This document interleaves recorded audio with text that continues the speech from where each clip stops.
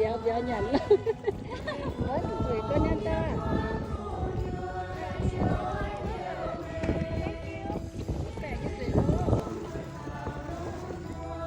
Yay, good job. Cá. Oh. Yeah, oh, little one, small one. Oh, good job though. Good job again. They got another fish. Yep, go high.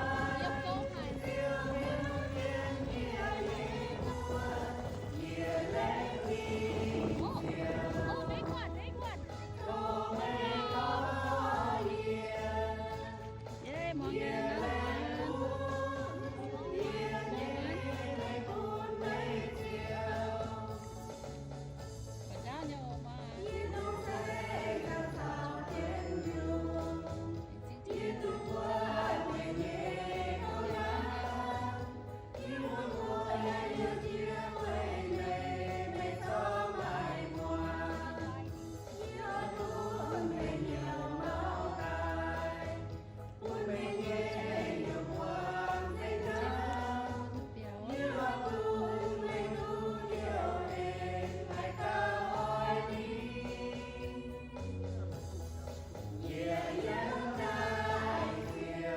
out here fishing today.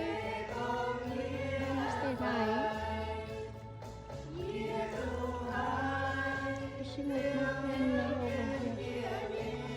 Hello, em muốn như các bạn béo muốn nhô. Yếm tiết độ. Lao hẳn tôi ta bạn béo ạ. Em muốn sống mai cha khổng. Nồng giang ha. Không phải. Nồng hay với tôi béo cho ô ná. Alam lên mệt nó lọ.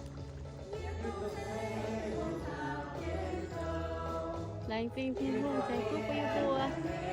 Bạn béo muôn, khó tốt dào.